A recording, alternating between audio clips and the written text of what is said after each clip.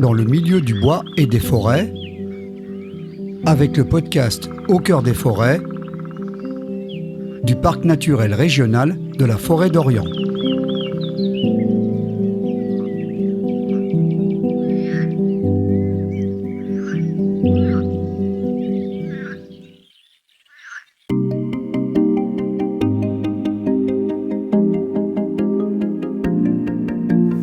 Après vous avoir présenté la forêt d'Orient, vous avoir parlé de ses essences, de son histoire, de sa faune et de sa flore, nous vous emmenons sur la route de ces bois. En forêt d'Orient, comme ailleurs, la vente du bois fait partie de la gestion forestière. Mais encore faut-il savoir lequel vendre, à qui et pour quel usage. Avant de se retrouver en tonneaux, en charpente, en jouets ou en meubles, les bois de la forêt d'Orient empruntent un long chemin, voire un très long chemin pour certains d'entre eux. Une fois l'essence la plus intéressante pour la production de bois sélectionnée, il faut la laisser grandir. La croissance des arbres issus de cette essence objective peut prendre plusieurs centaines d'années. Quand l'arbre est arrivé à maturité, qu'il est prêt à être exploité, il faut le couper, c'est le travail du bûcheron, il faut le sortir de la forêt, c'est celui du débardeur, il faut l'acheminer à la scierie, c'est le travail du transporteur, il faut le débiter, c'est celui du scieur. C'est de cette chaîne, de la mise à disposition du bois avant son usage, dont nous vous parlons dans cet épisode, en commençant par la vente des bois, avec un exploitant forestier. La vente de bois, pour ce qui nous concerne à l'ONF, on a deux grands types de ventes. On a la vente en bois sur pied et la vente en bois façonné. Vincent Letellier, technicien spécialisé et technico-commercial bois à l'Office national des forêts. Je m'explique, le bois façonné, ça va être l'ONF qui est responsable de l'exploitation du bois. Et on va sortir le bois des parcelles, les mettre bord de route et ensuite pouvoir les vendre à l'unité de produit, à différentes usines ou à différentes scieries locales.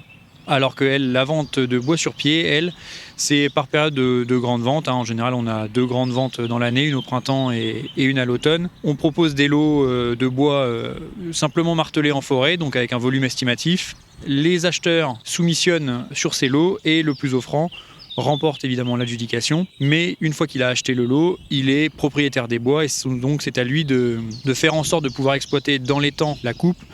Et c'est lui également qui gère toute l'exploitation, donc toutes les contraintes et toutes ces choses-là. La vente en forêt privée s'articule plus souvent autour du bois sur pied que du bois façonné. Le bois façonné, c'est quelque chose qui est un petit peu propre à l'ONF par rapport à des contrats d'approvisionnement. C'est globalement la seule différence.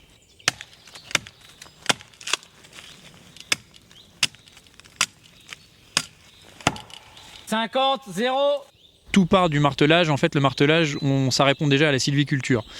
La vente arrivera complètement après. On a des documents d'aménagement qui sont rédigés par des aménagistes à l'Office national des forêts. Et on doit suivre en fait ces documents, ce qui nous permet déjà de cibler en fait quelles et quelles parcelles passeront en coupe. Et ensuite, une fois qu'on est dans la parcelle, c'est d'abord la qualité des bois qui vont primer. Donc on va essayer toujours de pousser vers la qualité. Donc les bois d'une moins bonne qualité seront retirés en général en premier pour pouvoir laisser plus de place aux autres, mais parfois un bois d'une très belle qualité, avec les sécheresses qu'on a en ce moment par exemple, peut arriver à tourner de l'œil et donc là on va évidemment le récolter. Mais c'est pas vraiment la vente qui va dire aujourd'hui on doit vendre tel produit, donc on va dans telle parcelle chercher tel bout de bois. Souvent en bois sur pied, il arrive de tout vendre en bloc, comme on dit, donc c'est-à-dire vendre et le bois d'industrie, donc c'est-à-dire tout ce qui est relativement petit, et le bois d'œuvre, donc tout ce qui est les grumes. On peut également dans le bois sur pied différencier ces deux types de produits. Donc mettre les grumes d'un côté à un acheteur et le bois d'industrie à un autre. Et après, on peut même faire encore plus loin. Par exemple, quand nous faisons du bois façonné, on peut vendre à l'unité de produit. Donc c'est-à-dire, dans les grumes, on va différencier et le chêne d'un côté et le hêtre de l'autre. Des résines aussi, il y en a. Et le bois d'industrie, on peut évidemment aussi mettre tout ce qui va être les feuilles du tendre, donc c'est-à-dire le tremble, tous les bois blancs. Et par exemple, le chêne d'un côté, on peut faire un peu ce qu'on veut. Pour nous expliquer comment se passe une vente de bois en forêt communale et domaniale, Vincent Letellier prend comme exemple la forêt dans laquelle nous nous trouvons. Il nous distingue aussi les différents types de bois qui seront vendus séparément, à l'instar du bois dit bord de route. Ce n'est pas le même procédé lors d'une vente de bois dit sur pied. Si on prend l'exemple de la vente de Proverville, donc là on est dans une parcelle de sapins pectinés. En domanial, là, la vente s'est articulée sur le fait qu'il y avait des grumes et des produits évidemment d'une moins bonne qualité, tout ce qui était au bout de la grume, tout ce qui ne fait plus la dimension. Ça va partir dans une usine pour faire du contreplaqué par exemple. Toutes les grumes partent dans une scierie locale, qui est en Haute-Marne, donc à quelques kilomètres d'ici.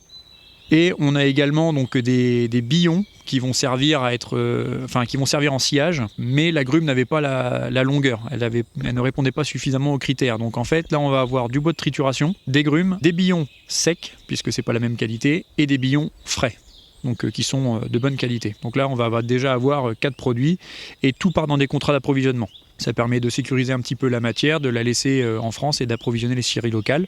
Après, en forêt communale, la vente peut se faire également comme ça, sauf que la commune a évidemment un droit de regard sur ce qui va se passer, donc c'est elle qui va un petit peu aussi choisir sur nos conseils si elle préfère une vente en adjudication ou une vente à l'amiable avec quelqu'un d'autre. Mais en général, on passe souvent par de l'adjudication, puisque comme ça au moins pour la commune, c'est le plus offrant qui remporte le lot, et en général, ça reste toujours dans du local. Le bois bord de route, on va exploiter, X personnes va exploiter, en général le propriétaire, pour mettre les bois donc, au bord de la route, comme le nom l'indique. Et une fois que le bois est au bord de la route, on va passer avec un client pour se mettre d'accord avec lui, pour discuter des qualités et lui vendre en direct. On peut également aller faire son cubage et son classement soi-même, et ensuite mettre le lot en vente en adjudication. Vous, ça vous permet d'avoir une idée à peu près d'à combien va partir votre lot et à combien surtout vous ne voulez pas qu'il parte. Et ensuite, le plus offrant remportera le lot. Alors qu'en bois sur pied, l'acheteur va acheter en fait une fiche catalogue, il va venir dans la parcelle voir ce qui a été martelé, il fera son estimation à lui aussi, il propose un prix, si c'est celui qui soumissionne le plus haut, il remporte le lot, s'il le remporte, il est responsable après de l'exploitation, des contraintes liées à l'exploitation, si c'est des sols sensibles, si on a des clauses de protection, des choses comme ça, et puis ils ont un délai évidemment à respecter, d'abord la sylviculture, et si on coupe des arbres, c'est qu'à un moment il y en a besoin, donc le but n'est pas que ces arbres restent là en place trop longtemps. Nous, à l'ONF, on a beaucoup de communes qui, tous les ans, ne peuvent pas faire un lot de bois.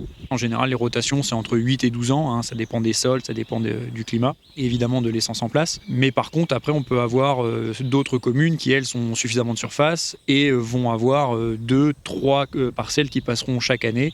En général, on essaye aussi de lisser un petit peu. Si on peut en avoir tous les ans, plutôt que d'en faire 5 d'un coup et après en faire une, on essaye plutôt de lisser un petit peu, quoi. Nous, aujourd'hui, on a des contrats aussi bien pour le bois d'industrie, donc dans des usines, pour chauffer, pour faire des panneaux de contreplaqué, pour faire même du charbon, on a. Et on a aussi beaucoup de contrats, que ce soit pour le hêtre, pour le chêne ou même d'autres essences. Là, ici à Proverville, pour le résineux, avec des scieries, et on peut s'entendre entre agences à l'ONF pour faire ces contrats. On n'exploite pas les bois n'importe comment et n'importe quand en forêt. Nous avons déjà parlé des cloisonnements dans les épisodes précédents. Les cloisonnements d'exploitation sont ces pistes forestières qui permettent aux engins d'entrer dans la parcelle et d'atteindre les bois, tout comme les cloisonnements principaux qui sont encore plus larges. Les bois sont emmenés depuis les cloisonnements vers les places de dépôt et de retournement pour que les camions, appelés grumiers, les chargent avec un minimum de manœuvre. Les bois quittent ensuite la forêt via des routes forestières. La suite des précautions, c'est Vincent Letellier qui nous les détaille.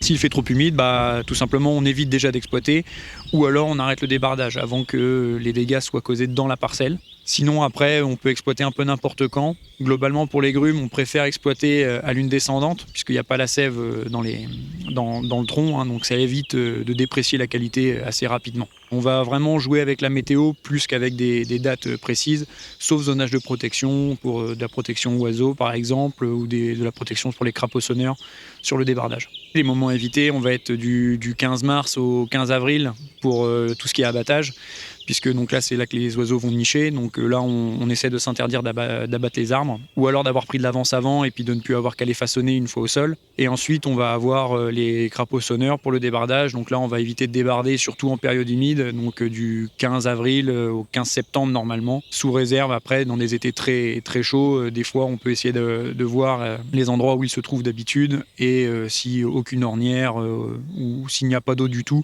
là on peut s'autoriser un petit écart, mais sinon normalement on essaye d'éviter jusqu'au 15 septembre. Nous venons de parler avec un technicien de l'ONF de la vente des bois. Voyons maintenant comment se passe l'abattage et la sortie des bois de la forêt. Là aussi, les opérations sont cadrées. On ne fait pas n'importe quoi, n'importe comment. Voyons cela avec Sébastien Lefebvre et Brigitte Cateau, un entrepreneur forestier et une débardeuse à cheval. Sébastien Lefebvre commence par nous expliquer les marquages des arbres qu'il identifie. Le gestionnaire, ils ont marqué tous les cloisonnements, les lignes à ouvrir, et puis après ils ont mis les marques sur les arbres qu'il fallait couper. Ici, c'était des traits un peu verticaux. Jouer le lèvre, souvent, c'est des points. Par contre, s'il y en a un qui est ceinturé, la bombe tout autour, là, surtout ceux-là, il faut faire hyper attention. Et puis après, ceux qui ont les triangles, c'est pour les oiseaux, donc ça, on n'y touche pas. Puis après, on coupe vraiment que soit qu'il y a un trait oblique ou un point, quoi. Avec les chevaux, j'attends que le bûcheron soit passé. Et après, je récupère les bois avec le cheval. Des fois, on a du 4 mètres, des fois, on a des bois entiers. J'accroche mon cheval avec une petite chaîne sur l'arbre et puis on les sort jusqu'au cloisonnement ou alors jusqu'au bord de parcelle selon les distances déjà et la place qu'on a. Et si c'est prévu des cloisonnements ou pas, voilà, c'est vraiment assez différent sur beaucoup de chantiers. Le but du cheval, c'est vraiment de ne pas abîmer le sol, pas abîmer les sols, pas abîmer les arbres sur pied. Un vrai bûcheron, il coupe que des arbres, c'est tout. Entrepreneurs forestiers, on fait un peu de tout, quoi. On aborde, on débarde, on peut planter, on peut tailler, on fait du broyage, on fait un peu de tout. Le cheval, on va commencer à le travailler vers 2 ans. On va le mettre aux ordres, des petites tractions. Et après, quand on va commencer en forêt, il faut compter encore une bonne année pour qu'il soit vraiment au top de sa force, à l'écoute. Moi, je viens du Pas-de-Calais, donc j'ai Boulonnais et Trait du Nord. On a eu des comptoirs, mais là, je suis restée sur Boulonnais, Trait du Nord, les chevaux des Hauts-de-France. Le Boulonnais, c'est un cheval assez vivant quand même. Et le Trait du Nord, c'est la force, beaucoup de force. Et tous les deux, après, quand on les met par exemple en paire, ça va se compléter. S'il y a des longues distances, le Boulonnais va être là. S'il y a de la puissance, le Trait du Nord sera là. Si j'ai des bois à faire avec un seul cheval, je peux mettre en paire.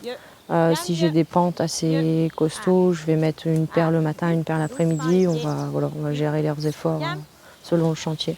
Avant, je jouais un peu partout, mais maintenant, c'est bon, que l'aube. J'essaie de faire un périmètre à peu près de 50 km autour de la maison. J'essaye, moi, de faire un peu d'autres choses à côté parce que j'ai pas assez de chantier en forêt. En plus, c'est beaucoup l'hiver, puisqu'après, avec la nidification, toutes ces choses-là, c'est vrai que l'été, même sur d'autres réserves, on n'y va pas, ou très peu. Il faudrait que je puisse trouver la forêt l'hiver, la vigne l'été, par exemple. Pour dire d'avoir 2 activités avec le cheval, mais qui pourraient faire un peu plus de revenus, quoi. Il existe plusieurs manières de scier les bois vendus. Soit ils partent en scierie, soit ils sont sciés sur place. On rencontre avec Éric Monniot, gérant de la scierie du même nom à Brienne-le-Château, dans l'Aube, et David Serrinlaga, sieur mobile à Courterange, au cœur du parc naturel régional de la Forêt d'Orient. Mais avant de parler de sciage des bois, revenons sur le métier de commis de coupe. Un commis de coupe a la responsabilité d'approvisionner en grumes la scierie, la production. Éric Monniot. Donc son rôle est d'acheter des bois tout au long de l'année pour approvisionner l'usine en matières premières. 3/4 de son temps, le commis de coupe est en forêt pour estimer les bois. Le reste du temps, ça va être une partie plutôt administrative, de suivi des chantiers, de la facturation des ETF, des équipes de forêt, etc. Le commis de coupe sait reconnaître toutes les essences locales et également la qualité des bois. À la scierie Monniot, on s'approvisionne à la fois en bois sur pied, une méthode que nous aimons particulièrement, car nous pouvons contrôler les exploitations et les stocks, mais nous nous approvisionnons également en bord de route régulièrement. Nous sommes une scierie située au sein du parc, donc c'est toujours plus intéressant pour nous de s'approvisionner localement. Ça réduit les coûts de transport et nous connaissons bien la qualité des bois à côté de notre scierie. Quand on estime les bois sur pied, on a 11 qualités en tout. Sur ces 11 qualités que nous sélectionnons, selon donc la rectitude, le diamètre et la qualité des nœuds, il y a forcément des usages différents, des produits différents, car nos clients sont divers et variés. On travaille aussi bien avec des clients qui sont dans l'agencement intérieur ou dans la construction, pour l'usage intérieur ou extérieur. Donc il y a vraiment une multitude de produits issus de nos débités. Une fois que la grume arrive à la scierie, on peut la scier tout de suite. C'est même recommandé qu'on la scie le plus rapidement possible pour pas que l'arbre se détériore. Nous pouvons la stocker cependant sur notre aire d'arrosage pour préserver la qualité du bois. Si nous exploitons par exemple l'été, on peut mettre sous arrosage les bois afin de pouvoir les débiter à la scierie tout l'automne et tout l'hiver.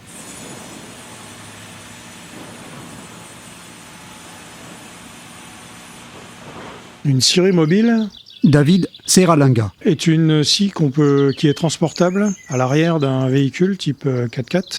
Cet outil est entièrement autonome pour pouvoir scier du bois à la fois dans son atelier de fabrication et de transformation ou bien au milieu d'une forêt où il n'y aurait aucun réseau électrique notamment. La scie mobile a pour but de se déplacer dans un rayon logiquement de 100 km autour de son activité, mais on peut aller bien au-delà, voire à l'étranger avec sans souci. L'avantage, c'est qu'on se différencie par rapport aussi aux scieries fixes qui sont dans l'Aube, notamment. Une seule scierie mobile existe dans l'Aube et elle est ici à Courterange, dans le parc de la Forêt d'Orient.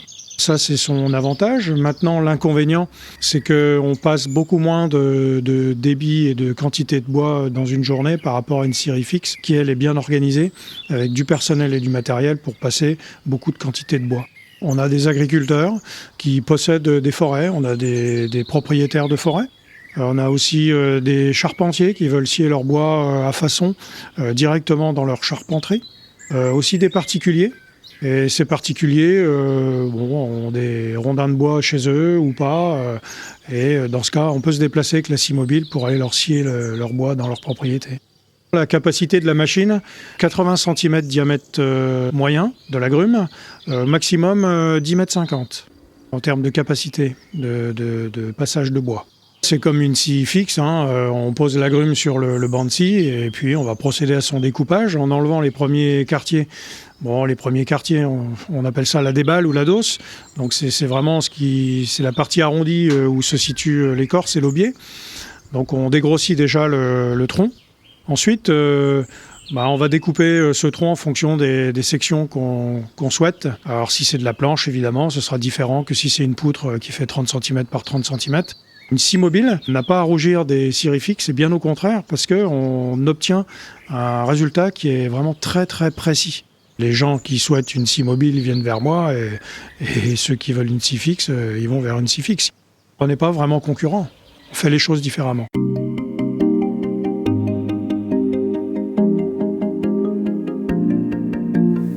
Maintenant que vous connaissez bien la forêt d'Orient, il est temps pour nous de vous partager les ambitions des forestiers et l'avenir des forêts du parc. Dans le prochain et dernier numéro de cette série, consacré à la valorisation de la filière bois de notre forêt, nous mettons le cap sur le futur.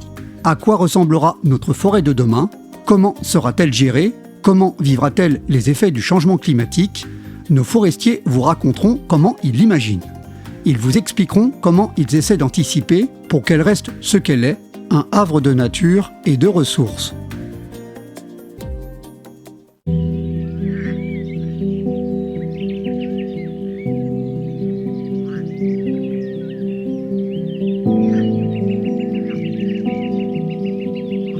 Vous venez d'écouter Au cœur des forêts, un podcast du Parc naturel régional de la Forêt d'Orient, produit en partenariat avec la région Grand Est.